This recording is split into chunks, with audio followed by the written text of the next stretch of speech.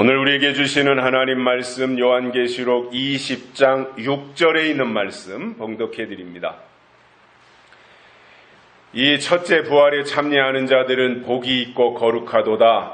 둘째 사망이 그들을 다스리는 권세가 없고 도리어 그들이 하나님과 그리스도의 제사장이 되어 1000년 동안 그리스도로 더불어 왕노릇 하리라. 아멘. 한 주간 동안 평안하셨습니까? 오늘 일기예보상으로는 비가 많이 내린다고 했는데 이곳의 날씨는 굉장히 화창하고 좋습니다. 아주 맑은 날씨여서 기분도 상쾌합니다. 오늘도 우리가 하나님의 말씀을 듣는데 그동안은 제가 계시록을 본문으로 잘 정하지 않았습니다. 왜냐하면 계시록을 본문으로 정하면 사람들이 말을 해요. 우리 말씀을 듣는 사람들이 말을 한다는 게 아니라 주변에 있는 사람들이 아니 그 교회는 계시록만 한데 혹시 신천지 아니야? 이렇게 이제 싸잡아가지고 격하시키는 말을 알지도 못하고 하기 때문에 저는 되도록이면 계시록이 아닌 다른 성경을 설명하면서 계시록을 덧붙이는 그러한 방법으로 지혜를 동원하고 있는데 오늘은 계시록을 본문으로 해서 중요하기 때문에 대장정을 시작하겠습니다.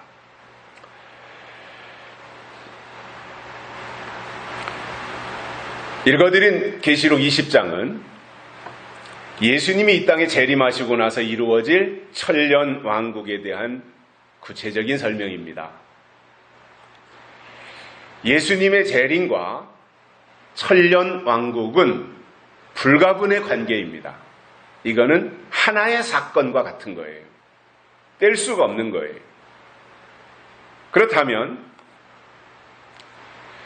천년 왕국은 대단히 중요한 이야기가 되고 예수님의 재림과 함께 꼭 알고 가야 되는 내용이지만 이 천년 왕국에 대한 설명이 분분합니다. 그래서 이 천년왕국이 언제 이루어지느냐에 대한 천년왕국의 시점을 어디에다가 두느냐에 따라서 전천년설, 후천년설, 무천년설 이렇게 세 가지 학설이 등장을 했습니다. 전천년설이라는 것이 뭐냐면 예수님이 이 땅에 재림하시고 나서 천년왕국이 이루어진다 이거예요. 후천년설은 반대예요. 천년왕국이 끝나고 나야 예수님이 재림하신다 그 말이에요. 무천년설은 천년왕국은 없다. 지금이 천년왕국이다. 이렇게 주장하는 사람들인데 그러나 요한계시록 20장 오늘 본문 앞뒤의 내용을 찬찬히 살펴보면 분명하게 천년왕국은 있어요. 그런데 무천년설을 주장하는 사람은 없다라고 말하는 거예요. 물론 그 사람들이 주장하는 근거는 있을 것이라고 봅니다. 근거도 없이 그렇게 말한다면 설득력을 잃어버리는 거잖아요. 그렇다면 우리 교회 입장이 뭐냐라는 거예요. 이게 이제 굉장히 중요한 신학인데 제가 오늘 이 20장을 말하면서는 굉장히 중요한 이 신학적인 부분을 제가 먼저 설명을 드리는 거거든요. 왜냐하면 이것을 우리가 알고 가야 되기 때문에. 그래서 우리 교회는 성경대로 예수님이 재림하시고 나서 천년왕국이 이루어진다. 예수님의 재림이 있고 나서 천년왕국이 이루어진다. 즉 천년왕국이 이루어지기 전에 예수님이 먼저 재림하신다 라고 믿기 때문에 우리 교회는 전천년설에 해당합니다. 자, 그러면 전천년설이라고 할 때 저는 전천년설이 후천년설이나 무천년설보다 훨씬 더 성경에 근거가 많고 성경적인 주장이라고 확신하고 있기 때문에 그것을 신학으로 받아들이고 또 그것을 제가 설명을 하게 되는데 전천년설을 들어가서 보면 이 전천년설을 주장하는 사람들이 두 형태가 있습니다. 두 부류가 있다는 거예요. 하나는 전천년설 중에서 하나는 역사적 전천년설을 주장하는 사람이 있고, 그러니까 역사적 전천년설을 주장하는 사람들은 어떤 내용을 주장하냐면은 환란을 그대로 통과하는 것이다, 이렇게 말하는 게 역사적 전천년설이에요. 환란을 그대로 우리가 그대로 환란을 통과해서 천년왕국에 들어가는 것이다, 이렇게 주장하는 것이 역사적 전천년설이고, 다른 하나는 세대주의적 전천년설이 있어요. 이 세대주의적 전천년설의 내용 중 핵심이 뭐냐면은 환란이 이 땅에 오기 전에, 7년 대환란이 오기 전에 휴거된다 이거예요. 그래서 공중으로 올라가서 공중에서 예수님을 맞이해서 거기서 혼인잔치가 이루어진다. 그리고 자기들은 믿는 자들이죠. 그들이 말하는 믿는 자들은 공중에 올라가서 구름 타고 올라가서 거기서 예수님을 신랑으로 맞이해서 거기서 혼인잔치가 벌어지고, 휴거되지 못한 땅에 남아있는 자들은 7년 동안 죽도록 고생만 직사하게 한다. 이런 주장이에요. 그래서 공중으로 구름 타고 올라간 자기들에게는 환란이 없다라고 하는 것이 세대주의 전천년설 주장인 것입니다. 그렇다면 우리 교회는 전천년설 중에서도 역사적 전천년설을 신봉하고 있어요. 이게 무슨 말이냐면은 다니엘의 세 친구들이 풀무불에 들어가서 완성돼 가지고 나오듯이 환란 속에 들어가서 환란을 이겨내고 환란을 통과하는 것을 핵심으로 강조하는 것을 역사적 전천년설이라고 말한다 이겁니다. 물론 다른 내용들도 있지만 제가 설명하고 싶은 핵심이 이 부분이에요. 그래서 우리는 성경을 설명하기 위해서 불가피하게 시대를 말할 일들이 종종 있습니다. 그래서 구약을 율법 시대다, 신약을 은혜 시대 또는 교회 시대다, 그리고 예수님이 이 땅에 재림하시고 나면 천년왕국이 이루어지는 천년 시대다, 이렇게 부르면서 우리는 인류의 역사를 세 시대로 구분을 하는 거예요. 구약의 율법, 신약의 은혜와 복음, 그리고 마지막에 천년 시대, 천년왕국, 이렇게 구분을 하게 되는데, 자, 성경을 보면 성경은 분명하게 시대에 대해서 설명하고 있어요. 시대를 우리에게 말해주고 있다라는 거예요. 그렇기 때문에 우리 교회도 시대를 구분하는데, 시대를 말하는 것과 세대주의와는 다르다는 말입니다. 시대를 말한다고 해서 세대주의가 되느냐? 절대로 아니라는 말이에요. 자, 어떤 사람들은, 저하고도 가까운 사람들인데, 우리 교회가 계시록을 설명하고 계시록을 하다 보면 당연히 시대를 말할 수밖에 없잖아요. 왜냐? 때에 대해서 말해야 되니까. 그래서 시대를 말하니까 세대주의다, 이렇게 말하지만 그것은 전혀 성경적 근거도 없고 신학적인 바탕도 없는 말을 하는 거예요. 시대를 말했기 때문에 세대주의다? 이거는 전혀 성립이 되지 않는 말이에요. 중요한 것은 그 내용에 무엇이 담겼느냐예요. 그가 주장하는 내용이 무엇이냐, 이게 중요한 것인데, 세대주의가 주장하는 내용을 주장하니까 세대주의가 되는 것인데, 세대주의의 핵심은 세대주의자들은 시대를 7시대로 나눠요. 우리는 3시대로 나눈다 그랬잖아요. 그런데 세대주의는 7시대로 나눠서 설명하고 있고, 우리는 그렇게까지 복잡하게 하지 않고, 그렇게 가다 보면은 오히려 함정이 생길 수가 있더라고요. 저도 그들의 주장하는 내용들을 쭉 책을 통해서 보니까, 그래서 그렇게 할 필요 없다. 그냥 우리는 성경대로 구약, 신약, 계시록, 율법, 복음, 은혜, 그리고 약속, 계시록에 이렇게 설명하는 것이 그래도 제일 정확하고 무난하다라고 생각을 하는 거예요. 또 좀 전에 설명드린 것처럼 세대주의자들은 환란 전에, 환란이 이 땅에 오기 전에 구름을 타고 공중으로 올라가는 휴거를 말하는 거예요. 그래서 거의 대부분이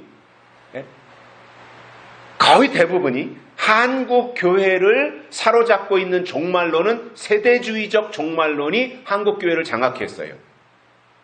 특히 여의도 순복음교회 조윤기 목사님이 한참 활동하실 때, 건강하시고 젊으실 때 그분이 세대주의자거든요. 그러다 보니 그런 분들의 주장이 한국 교회를 잠식해버렸어요. 그러니까 당연하게 예수 잘 믿고 예수님이 다시 오실 때가 되면 구름 타고 공중으로 올라간다, 이렇게 주장하는 거예요. 이게 세대주의라는 거예요. 그래서 세대주의자들에게는 환란이 없어요. 구름 타고 올라가니까. 그러나 우리는 이스라엘 백성들이 출애굽하고 광야에 나와서 네 광야를 거치잖아요. 수르 광야, 신 광야, 시내 광야, 바란 광야. 이 네 광야를 차근차근 거치면서 광야를 통과한 것처럼 우리는 환란을 하나하나 이겨내면서 잃어버린 하나님의 형상을 회복하고, 그리고 하나님의 아들이 되는 것을 강조하고 있는 것입니다. 그래서 다시 말씀을 드린다면 세대주의자들의 강조하는 핵심은 구름 타고 올라가는 거예요. 7년 대환란이 오기 전에.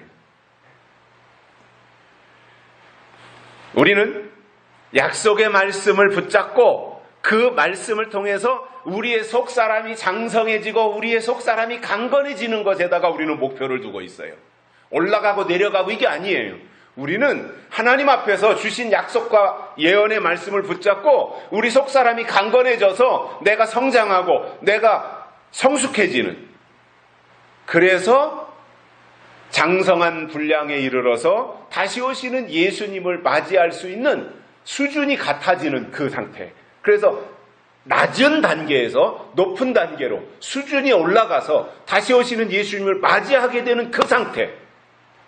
그래서 우리가 주장하는, 우리가 계시록을 강조하고 계시록을 공부하며 계시록을 내세우는 가장 중요한 핵심이 뭐냐면, 저는 입 맞는 것도 핵심이 아니고 천년왕국에 들어가는 것도 핵심이 아니고 그건 다 결과니까, 뭐냐면 지금 이 땅에서 하나님의 약속과 예언의 말씀을 통해서 내 속사람이 성장하고 내 속사람이 성숙해지는 그것이 우리가 이 땅에서 해야 될 가장 핵심적인 일이라는 거예요.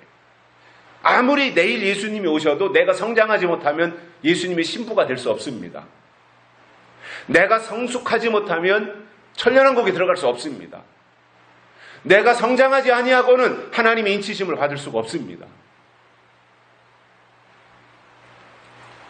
자, 그러면 오늘 본문에서도 또 제목도 그렇지만 부활이라고 하는 것이 그냥 어느 날 부활, 기독교가 강조하는 것이 결론이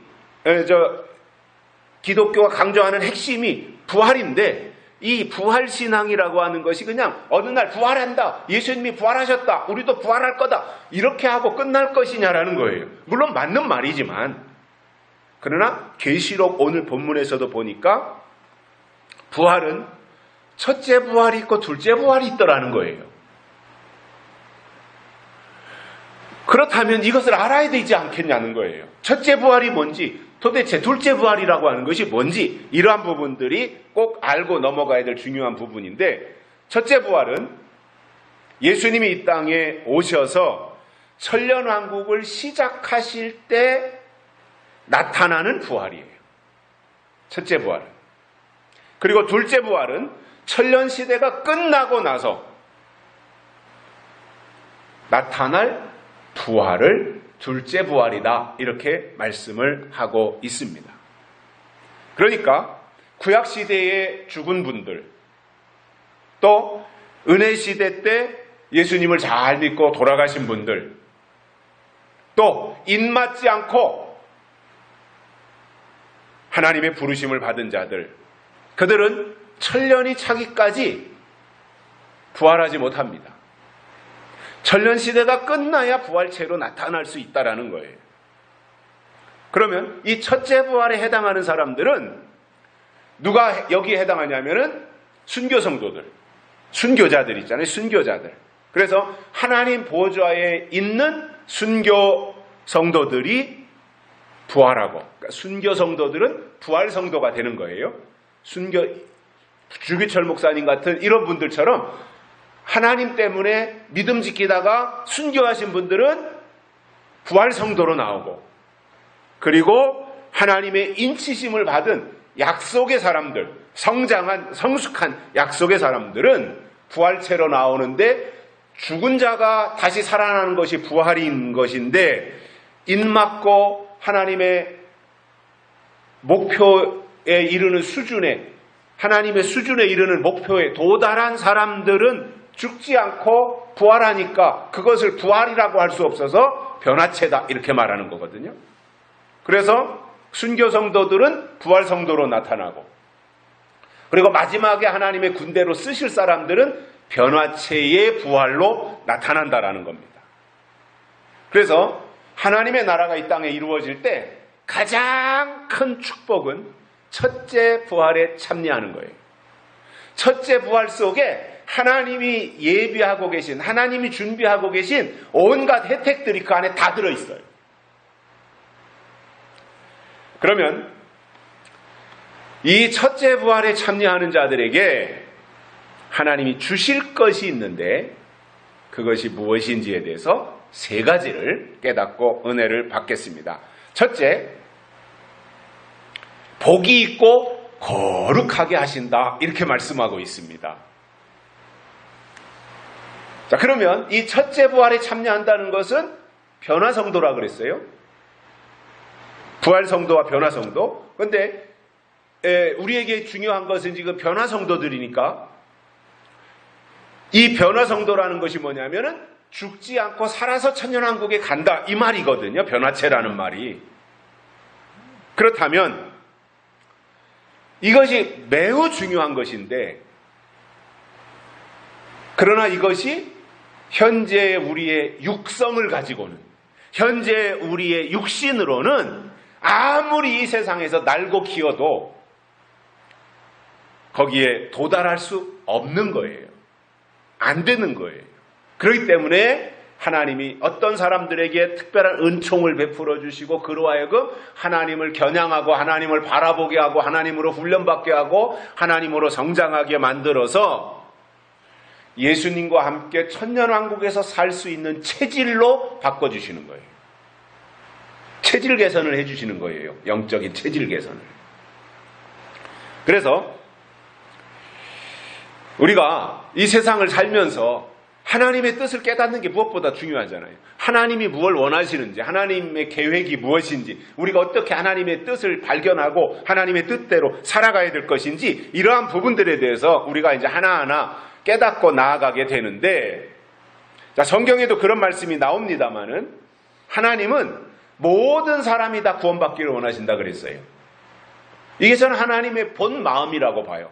하나님은 모든 사람이 다 구원받고 하나님 나라에 들어가기를 원하실 것인데, 중요한 것은 아무나 다 하나님이 받아들일 수 없잖아요. 아무나 다 그냥, 이게 어떤 선별이라는 게 필요하잖아요. 선별을 해야 될 거 아니에요. 하나님의 기본적인 마음은 모든 사람이 다 구원받기를 원하시지만, 그는 아무나 들어오게 할 수 없기 때문에 하나님이 조건을 걸어 놓으셨어요. 구원의 조건을 걸어 놓으셨어요. 그것을 우리가 믿음이다, 이렇게 말하는 거예요. 그래서 구원은 믿음으로 받는 거예요. 천국은 믿음으로 가는 거잖아요. 하나님을 만나는 길은 믿음이잖아요. 그래서 하나님은 순간순간 우리의 믿음을 확인하시고, 때로는 믿음을 시험하시기도 하고, 그래서 시금석을 만들어 주시기도 하는데, 이 믿음이라고 하는 것은 하나님이 그때마다 때를 따라서 내려주시는 명령을 받아들이느냐 아니면 거절하느냐, 여기에 달린 겁니다. 자, 무식하면 용감하다고 믿습니다, 이렇게 하면 그게 믿음이 아니라, 그때그때 주신 하나님의 약속과 명령을 간직하고 있어야 그것이 하나님의 씨가 되어서 믿음으로 하나님이 여겨주시는 겁니다. 그래서 하나님이 예수님을 이 땅에 보내주셨으면 예수님을 받아들이고 믿어야 됩니다. 이것이 구약과 신약의 차이가 되는 거잖아요. 구약에서는 여호와 하나님을 믿었다면 이제 신약에서는 하나님이 보내신 자, 독생자 예수 그리스도를 믿어야 되는 거거든요. 바리새인들이 그걸 안 받아들이단 말이에요. 하나님의 법이 바뀐 것을 구약의 사람들이 알지 못했다는 거예요. 그래서 예수님을 보내셨으면 예수님을 믿는 것이고, 성령을 보내주셨으면 성령을 하나님의 역사로 받아들여야 되고 그것을 믿어야 되는 것이고, 계시록의 말씀을 하나님이 열어주시고 이 땅에 보내주셨으면 그 말씀을 하나님의 말씀으로 믿을 때 그것이 믿음의 조건이 된다는 겁니다.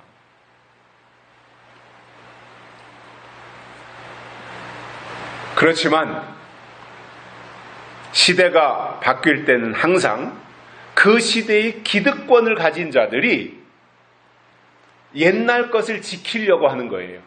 기득권 세력은 세상이나 교회나 똑같아요. 기득권 세력은 항상 자기들이 가지고 있는 것을 안 뺏기려고 그것을 지키려고 하는 속성이 있습니다. 그러다 보니 이거는 아브라함 때부터 지켜온 거야. 이건 이삭으로부터 지켜온 거야. 이것은 모세를 통해 주신 하나님의 법이야. 이거 지키는 게 뭐가 잘못됐느냐? 지금까지 우리가 이거 지켜왔지 않느냐? 우리가 선민 아니냐? 이게 하나님의 법이지 않느냐? 이렇게 주장하면서 그것을 열심히 지키기는 했는데 그것이 옛법이었잖아요. 옛날 법. 그래서 그들의 생각 속에는 이것을 지키는 것이 옳다라고 생각을 하다 보니 새 것을 배척하는 거예요. 예수님을 거절하는 거예요. 이러한 원리는 세상이나 교회나 똑같이 옛 것을 지키려는 사람들은 새 것을 주장하는 사람들을 밀어내는 겁니다. 그러다 보니 거기에 충돌이 일어나는 거예요. 처음에는 기득권 세력이 숫자가 훨씬 많고 새 것을 주장하는 새로운 것을 내세우는 사람들은 적은 숫자가 나타나서 하다 보니까 처음에는 상대가 안 되다가 이제 이쪽 새 것을 주장하는 사람들이 때가 되어서 조금씩 이제 세력이 생기고 숫자가 늘어나고 하면서 뭔가 이제 공격도 하고 그것은 잘못된 것이다. 그것은 옛날 법 지키는 것이다. 그건 믿음이 아니다. 이렇게 말하기 시작하면서 이제 싸움이 되는 거거든요. 그러다가 나중에 가서는 새로운 신지식이 옛 지식, 묵은 지식을 뒤집어 엎어서 새로운 세상을 열어버리는 거거든요.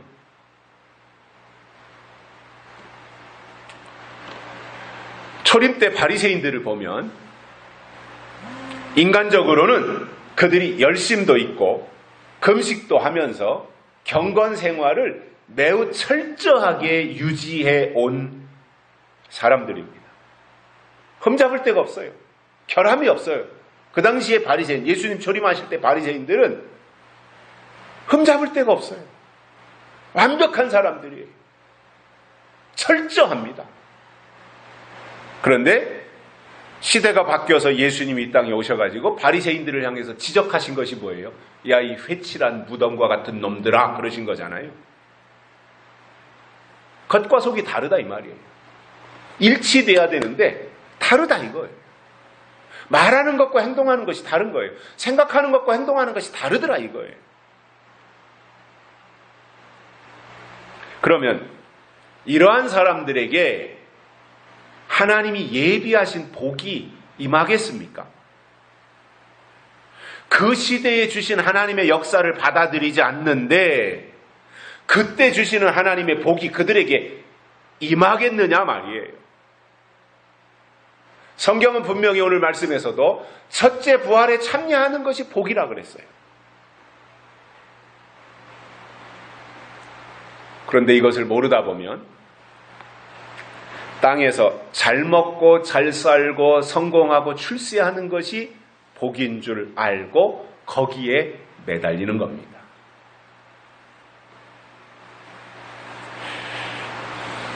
또 한 가지, 복에 대해서 설명을 드렸고, 또 한 가지는 복이 있고 거룩하다 그랬잖아요. 거룩인데, 거룩이라는 것은 하나님으로 인해서 구별되어졌다 그 말입니다. 모든 사람이 죄를 범하여 하나님의 영광에 이르지 못하게 되었지만, 그러나 하나님이 주신 법, 즉 믿음을 소유하면 하나님은 그 속에 있는 믿음을 보시고 거룩하다고 인정하시겠다 그거예요. 원래는 진노의 자식인데 본질상 그 속에 하나님의 약속이 있고 하나님의 씨가 유전자로 있으니 그것을 보시고 아, 너는 의롭구나, 이렇게 여겨주신다는 거예요. 하나님은 거룩하신 분이십니다.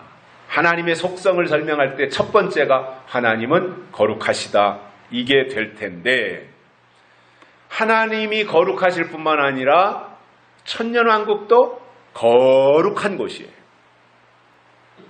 그러니 거룩한 곳에 들어가려면 거룩해야 돼요. 거룩해져야 거룩하신 하나님을 만날 수 있고, 거룩해져야 거룩한 땅에 들어갈 수 있는 거예요. 은혜 시대를 보면 요한복음에서 예수님도 말씀하신 것처럼 물과 성령으로 거듭나야 된다.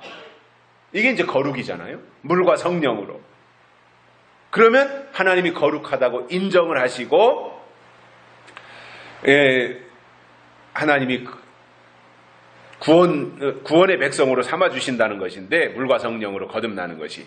그러나 이것이 요한계시록이 이루어질 때가 되면 물과 성령으로 거듭난 자가 거기에만 머물러 있을 것이 아니라, 물과 성령으로 거듭난 자가 그 단계에서 한 단계 더 올라가서 약속의 말씀으로 인치심을 받아야 하나님이 그를 거룩하다고 인정하시고 변화체로 만들어주시는 겁니다.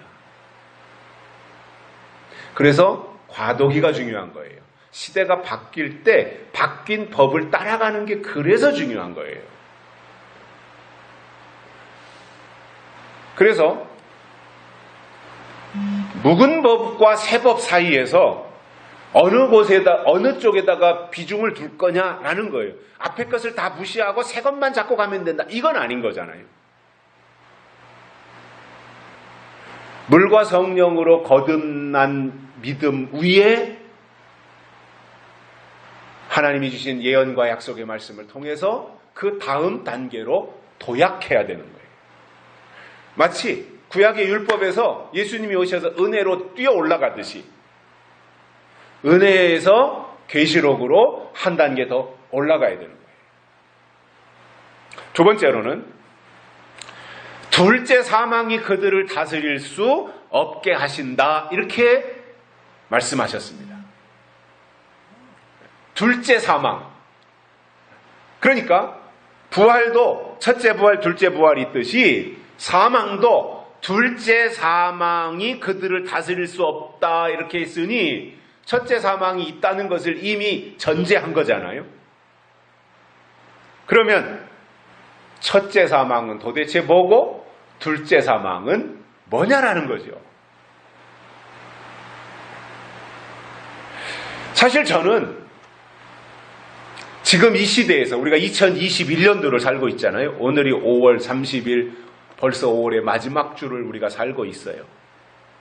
그만큼 이제 하나님의 나라가 이 땅에 이루어질 시간들이 점점 가까이 오고 있는데, 그렇다면 그냥 사람들이 듣기 좋은 얘기나 설교하고 세상 돌아가는 이야기나 하고 정치적인 얘기나 하고,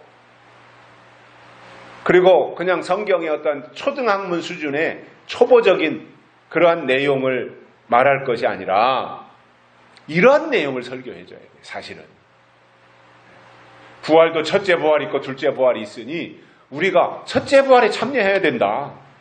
사망도 첫째 사망이 있고 둘째 사망이 있는데 첫째 사망이 뭐 이런 것이고 둘째 사망이 이런 것이다. 그러니까 우리가 이렇게 믿음을 지켜야 된다. 이게 진짜 믿음 아니겠어요? 이게 영혼을 깨우치는 거 아니겠어요? 그러면 첫째 사망이 뭐냐면 영이 죽는 겁니다. 즉 하나님의 영이 없는 죽은 믿음, 하나님의 약속이 없는 죽은 믿음, 이것이 첫째 사망이에요. 다시 말해서 하나님이 때가 돼서 요한계시록에 인봉한 말씀을 열어주시고 이 땅에 전파하실 때 그 말씀을 읽고 듣고 지키는 자들이 거짓을 분별하고 미혹을 분별해내는 거예요. 그리고 그들이 하나님의 인치심을 받고 영이 살면 다섯째 나팔 황충이지요. 그리고 여섯째 나팔 마병되지요.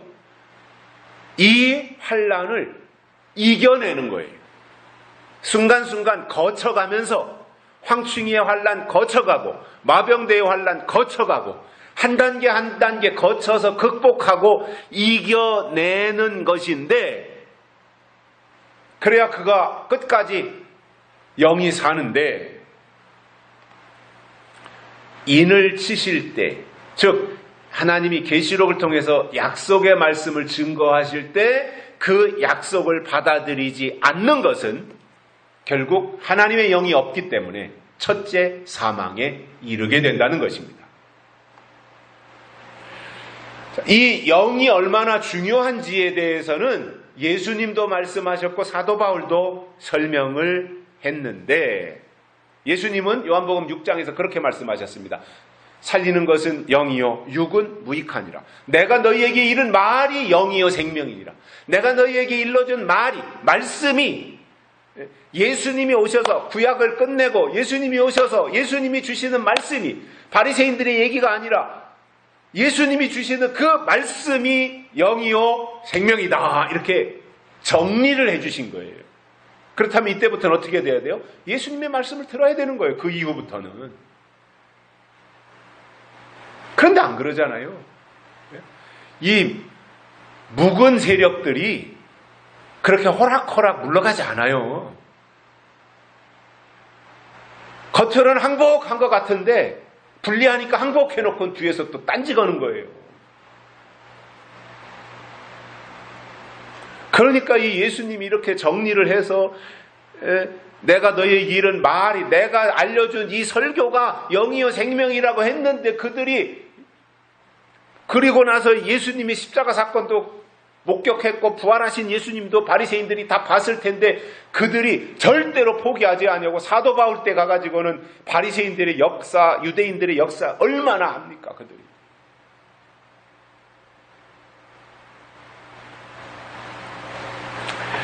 사도 바울도 로마서 8장에서 보면은 영을 강조하는데, 육신의 생각은 사망이요 영의 생각은 생명과 평안이니라. 육신의 생각은 하나님과 원수가 되고 육신으로는 하나님을 기쁘시게 할 수 없느니라, 이렇게 말씀하셨어요. 저는 왜 우리가 영적인 신앙을 가져야 되느냐에 대한 해답이 예수님이 말씀하신 것과 사도 바울이 오늘 설명해 준 이 내용이 해답이라고 봐요. 저는 기독교 신앙의 가치는 영적인 것에 있는 거예요. 땅의 것에 있는 게 아니에요. 세상 종교는 땅의 것을 추구해요. 땅의 문제를 해결하려고 하는 것이 세상 종교예요. 특히 하급으로 내려갈수록 더 그래요. 무속신앙으로 내려갈수록 무당들이 하는 일이 뭡니까? 내 육신에 병든 거 쫓아낸다 그러고, 내가 사업이 안 되는데 사업이 왜 안 됐는지 그거 발견해 찾아내서 해결해 준다 그러고, 이런 거잖아요. 땅의 문제잖아요, 다. 그런데 유일하게 우리 기독교 신앙만큼은 하늘의 문제를 해결하자 이겁니다. 영적이어야 된다 이겁니다. 하나님의 뜻을 깨닫고 가야 된다, 그 말이거든요. 영이 중요한 겁니다. 그리스도의 영이 없으면 그리스도의 사람이 아니다, 이 말입니다.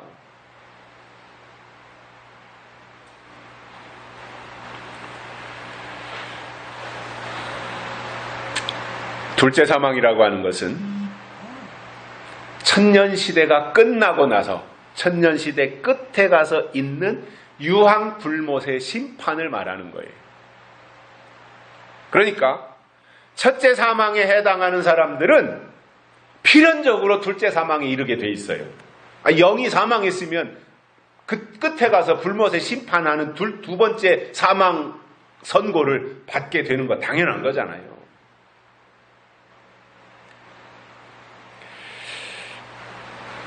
둘째 사망에 이르는 사람들, 물론 첫째 사망도 마찬가지지만 영이 사망하는, 영이 죽은, 그리스도의 영이 없는 사람들을 보면은 그들 속에 하나님의 약속이 없는 거예요. 저는 이 시대에 교회가 강조해야 될 핵심적 가치는 어디에 있다고 보냐면은 하나님의 약속에 있다고 봐요. 왜냐? 약속이 예언이고 예언이 될 일이거든요. 그 약속에다가 가치를 두고 가야 되는 거예요. 이게 영적인 거잖아요. 그런데 약속의 말씀도 없고 하나님의 영의 인도하심도 없다 보니 당연히 첫째 사망을 이미 당한 것이고 그는 자동으로 둘째 사망으로 치닫는 것입니다. 가능성이 전혀 없는 거예요. 자, 우리가 세상에서도 알고 그렇게 이해하고 있고 우리가 생활하면서도 다 터득하고 있는 것들이지만 어떤 과정은 필연적으로 그 결과에 도달하는 겁니다. 그가 살아온 과정이 결국은 그의 결과인 겁니다. 그래서 열매를 보면 과정을 안다 그래요. 왜냐? 열매는 결과이니까요. 결론이니까. 예를 든다면 사람이 병이 들었어요. 중차대한 중병이 걸렸어요. 그래서 이제 병원으로 치료받기 위해서 병원을 방문을 하면 이런 것 저런 거 다 하는데 우리가 뭐 건강검진 가도 보세요. 입만 보고 무슨 뭐 내시경하고 이런 것만 하는 게 아니라 문진을 하잖아요. 문진. 뭐 담배를 피십니까? 술을 하루에 얼마나 드십니까? 뭐 기물 몇 장 먹습니까? 일주일이면은 뭐 곡식을 먹습니까? 주로 쌀밥을 먹습니까? 이런 것들에 대해서 다 확인을 하고 나서 이제 구체적으로 속을 다 들여다보고 하는 검진을 하게 되는데 중병에 걸려서 병원에 가도 똑같은 거예요. 평소에 즐겨 먹는 음식이 뭡니까? 기호식품이 뭡니까? 짜게 먹습니까? 맵게 먹습니까? 싱겁게 먹습니까? 이런 거 다 물어보거든요. 그리고 나서 이제 다 그의 어떤 식습관, 생활습관 이러한 것들 다 살펴보고 나면 그의 결과에 대해서 판정을 내리는데 이러한 과정 속에서 이러한 생활습관, 이러한 식습관 때문에 이러한 질병이 유발됐으니 앞으로는 이렇게 개선해야 됩니다라는 처방을 내리고 거기에 도움을 주는 약을 제공해 주는 거예요. 그 음식을 즐겨서 지속적으로 먹었으니까 그 병에 걸린 겁니다. 그래서 음식으로 못 고치는 병은 약으로도 못 고친다 그러잖아요.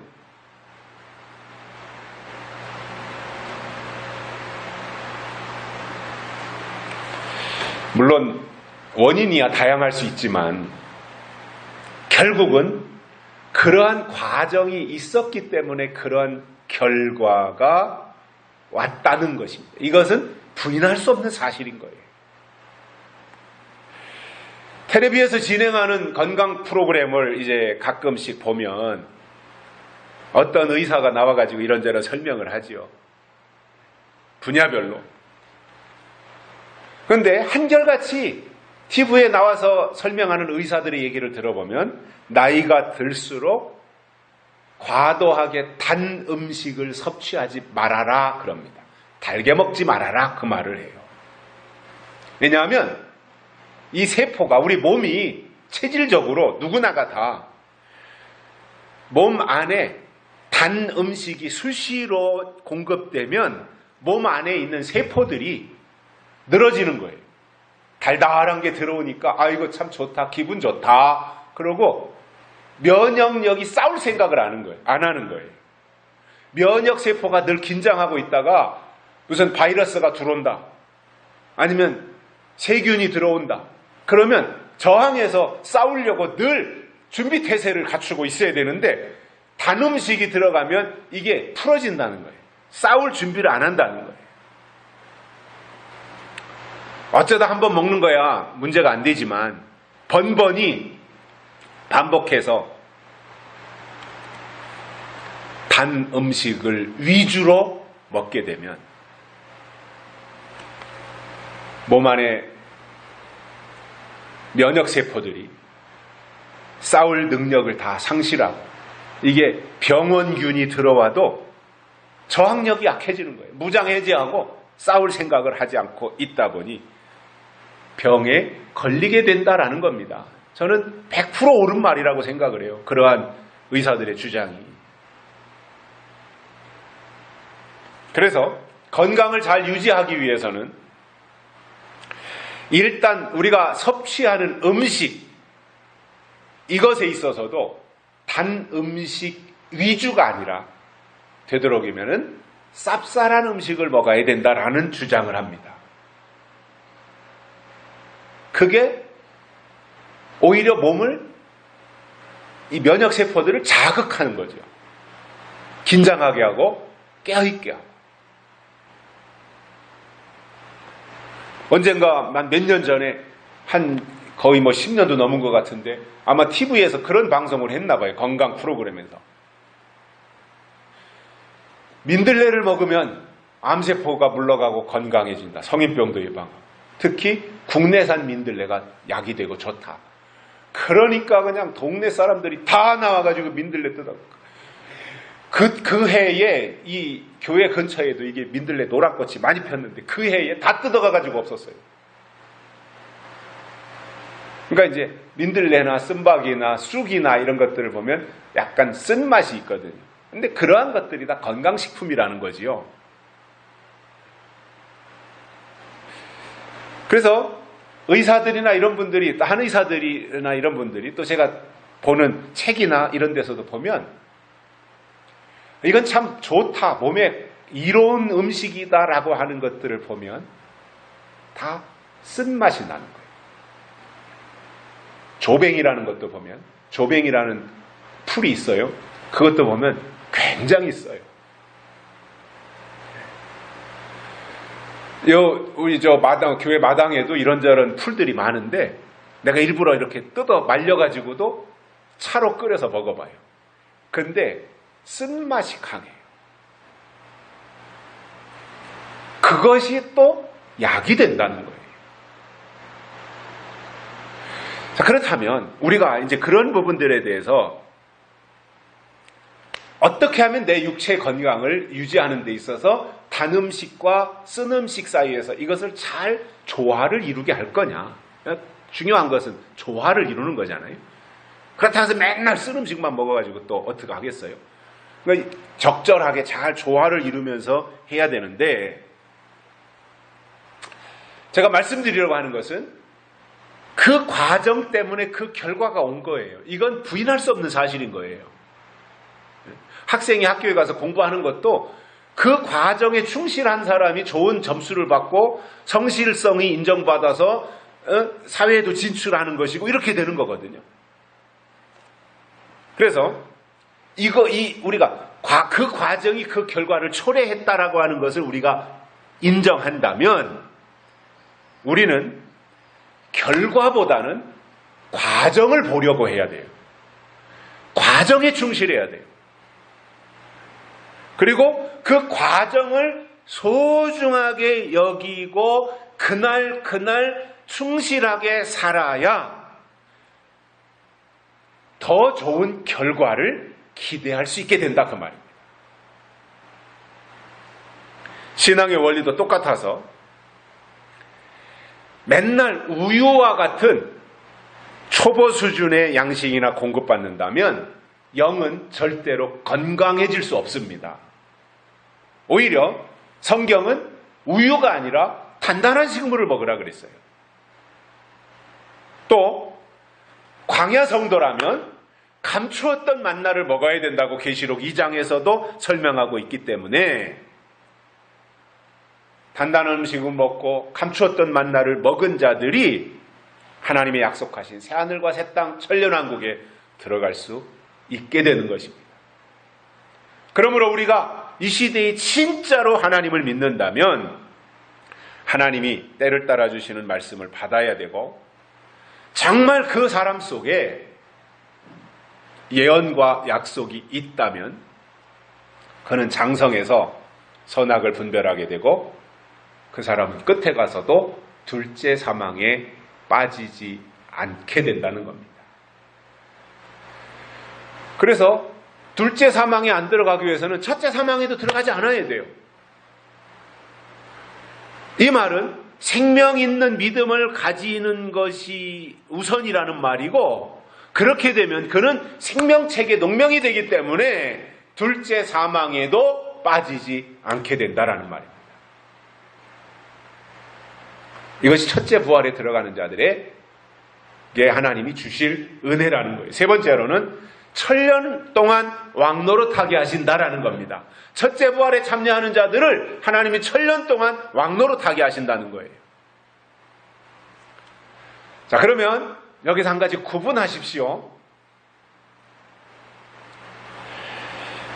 성경에 천국과 천년왕국이 나옵니다.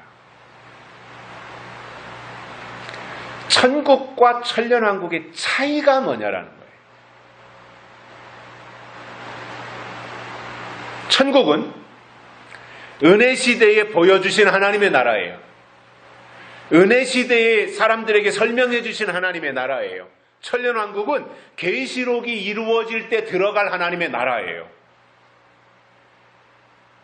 그러면 하나님의 나라, 은혜 시대 때 들어간 천국이라는 하나님의 나라, 그리고 계시록에서 설명하고 있는 천년왕국이라고 하는 하나님의 나라, 이 하나님의 나라, 하늘나라라는 표현을 하죠. 그죠? 가끔씩.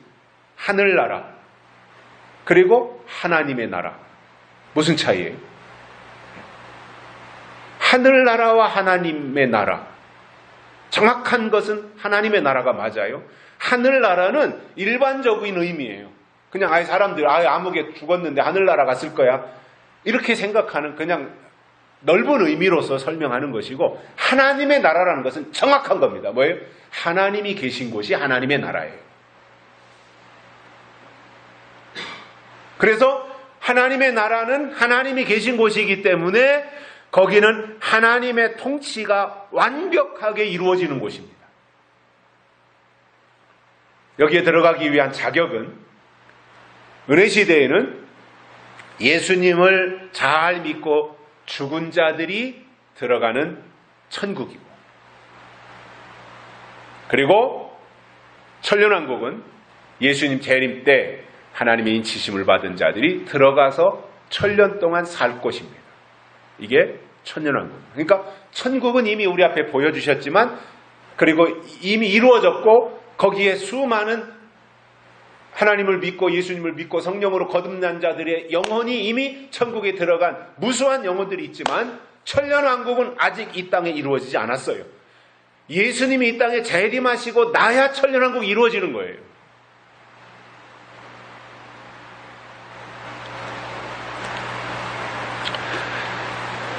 그러면 계시록에 나오는 천년왕국을 보면, 천년왕국은 에덴 동산에서 아담과 하와가 쫓겨나잖아요. 에덴 동산에서 쫓겨난 이후에 6,000년 동안의 방황이 있었잖아요. 자기 집을 잃어버리고, 자기 나라를 잃어버리고, 자기가 살 곳이었던 에덴 동산에서 쫓겨나가지고 6,000년 동안 방황하던 곳이고, 드디어 이제 그 방황을 끝내고 하나님이 계신 곳에서 하나님과 함께 사는 세상이 열리는 것이 천년왕국이라는 겁니다. 그렇다면 이 시대의 교회들은 다른 설명할 거 없어요. 천년왕국 잘 설명하면 돼요. 천년왕국. 그리고 천년왕국을 바라보게 해야 돼요. 예수님을 믿는 목적이 땅에서 복받고 땅에서 잘 먹고 잘 사는 것이 아니라, 예수님을 잘 믿어야 되는 목적이 천년왕국이 이 땅에 이루어질 때 내가 천년왕국에 들어가기 위해서다, 이것을 알려줘야 된다는 거죠. 그런데 천년왕국은 지금 다가오고 있는데 믿는 자들은 천국만 생각하고 있단 말이에요. 예수님은 지금 재림하시는데 이 땅에서 믿는 사람들은 십자가의 예수님만 생각하고 있단 말이에요. 이거는 안 맞는다는 거예요.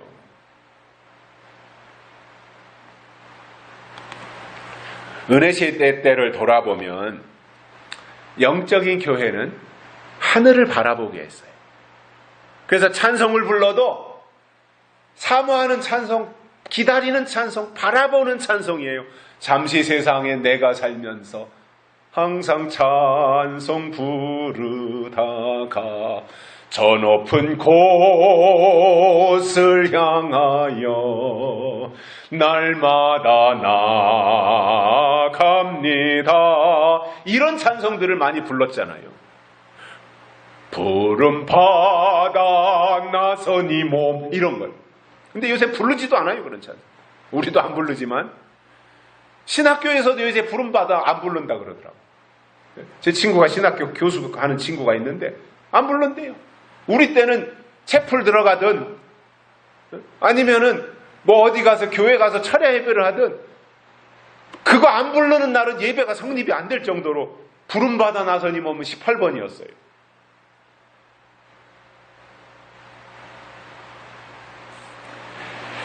제가 어렸을 때 부흥 강사님들이 이제 부흥회를 인도하러 오시면 꼭 빠지지 않는 것이 인 맞는 얘기, 예수님 재림하시는 얘기, 천년왕국 얘기 꼭 했습니다. 왜냐하면 성경의 결론이 천년왕국이에요. 그런데 천년왕국을 말하지 않는다는 것은 문제가 그만큼 심각한 거예요. 왜냐? 천년왕국보다 세상왕국이 더 좋으니까 세상왕국을 바라보느라고 천년왕국에 대한 생각을 안 하고 사는 거예요. 정상이라면 천년왕국이 다가오고 있으니까 천년왕국을 사모해야 되고 기다려야 되고 그것을 바라보는 것이 정상인 겁니다. 그리고 설교하는 분들도 설교 내용에 천년왕국이 포함되어져야 돼요. 그런데 사라지고 있다는 겁니다. 그러면 왜 천년왕국을 설명하지 않겠습니까? 앞에서 말씀드린 것처럼 무천년이 대세를 이루고 있어야죠. 무천년, 천년왕국 없다 이겁니다. 그러다 보니 그 영향을 받아가지고 무천년 이 방향으로 무게를 두고 있는 겁니다. 성경은 분명히 천년왕국이 있다고 말씀하고 있어요. 계시록 20장 1절부터 6절에 보면 천년이라는 단어가 5번이 나와요. 1절부터 6절까지 2절에 1000년 동안, 그리고 천년이 차도록, 4절에 1000년 동안 왕노릇하니, 5절에 1000년이 차기까지, 6절에 1000년 동안 그리스도로 더불어 왕노릇하리라. 이렇게 성경은 분명하게 1000년이 있다라고 말씀하고 있습니다. 1000년 동안 왕노릇한다 그랬는데 왕노릇이라고 하는 것은 왕이라는 말이에요. 선생 노릇한다 그러잖아요. 선생이라는 말이에요. 이장 노릇한다. 이장이라는 말이에요. 그 노릇이라고 하는 것이 그 역할을 말하는 거거든. 그런데 왕 노릇한다 그랬는데 그냥 왕이 아니라 하나님과 그리스도의 제사장이 되어서 1000년 동안 왕 노릇한다. 이렇게 말씀하고 있어요. 얼마나 대단한 겁니까? 예? 이 세상 거 다 갖다 줘도 여기에 비할 바가 못 되는 거예요. 제사장이면서 왕이 된다. 재정일치가 되는 것이고 이것이 천년왕국에서 주실 하나님의 특권이며 이것을 첫째 부활에 참여하는 자들에게 하나님이 주시겠다 약속하고 있으니까 이 약속을 받았다면 우리는 반드시 그 약속 안으로 들어가도록 신앙생활을 해야 되잖아요. 왜냐하면 천년왕국을 설명하면 얼마나 신나는 거예요. 예수님이 재림하셔 이 땅에 천년왕국에서 1000년 동안 거기서 왕노릇한다, 제사장 노릇한다. 얼마나 신바람 나는 일입니까? 이 세상에 대통령 되는 게 그거 여기에다가 비교가 되겠어요? 이 세상에서 국회의원, 국무총리, 시장, 군수 되는 게 이거 여기다가 되겠냐고요? 1000년 동안 제사장이면서 왕노릇한다는데요. 천년왕국은 창세기 1장, 2장, 3장에서 선악과 때문에 잃어버린 신락원, 잃어버린 낙원, 이 신라권을 계시록 20장, 21장, 22장에 가서 드디어 되찾고 회복하는 마지막 역사이고 원래의 자리로 되돌려 놓는 매우 중요한 일인데, 그렇다면 그 천년 왕국이 언제 이루어지고 누가 들어갈 수가 있겠습니까? 이 부분을 설명하려면 앞으로 30분을 더 해야 되기 때문에 이것에 대해서는 다음 주에 이어서 설명하도록 하겠습니다. 기도하시겠습니다. 살아계신 하나님 아버지, 오늘도 우리를 불러주시고 첫째 부활에 참여하는 자들에게 하나님이 주실 것이 무엇인지에 대해서 구체적으로 들었습니다. 이 말씀 단단한 기둥에 잘 박힌 못과 같이 되어서 우리의 기억에 남게 하시고 우리의 마음판에 새겨지게 하시어 이 말씀으로 우리의 믿음의 동력을 삼고 나갈 수 있도록 축복해 주옵소서. 다시 오실 예수님의 이름으로 간절히 기도드리옵나이다. 아멘. 찬송가 353장 부르시면서 헌금 드리시겠습니다. 353장.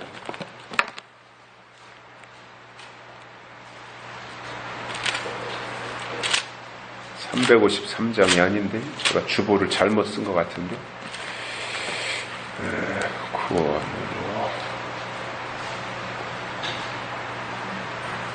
353장 맞는데 353장.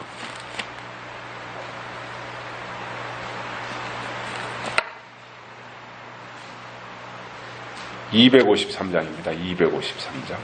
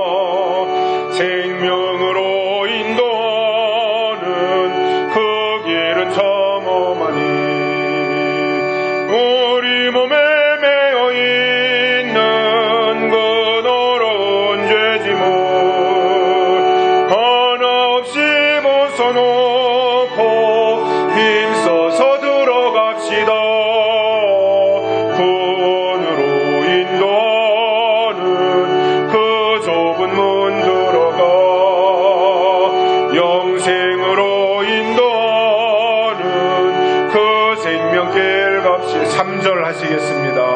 구원의 문 열렸으니 주의 공로 힘입어 주저 말고 들어가서 생명길로 갑시다. 구원의 문 닫힌 후에 들어가고 싶으나 한 번 닫힌 구원의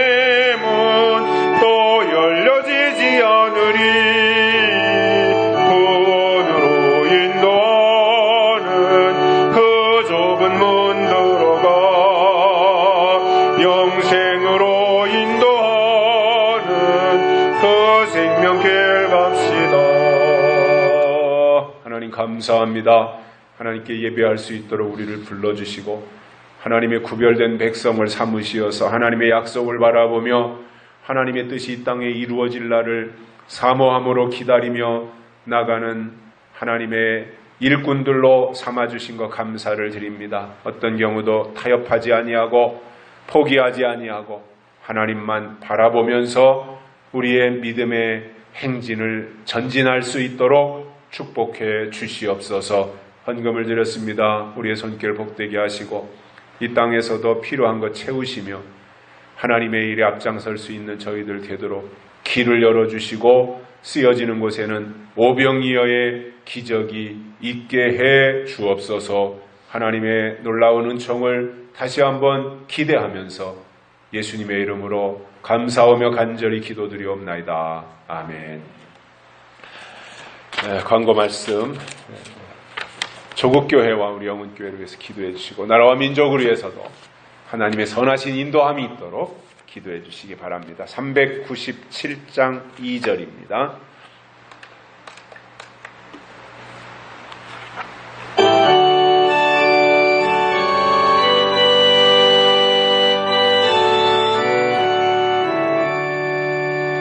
온 인류마게 괴율로 큰 죄에 빠지니 진리로 띠를 띠고서 늘게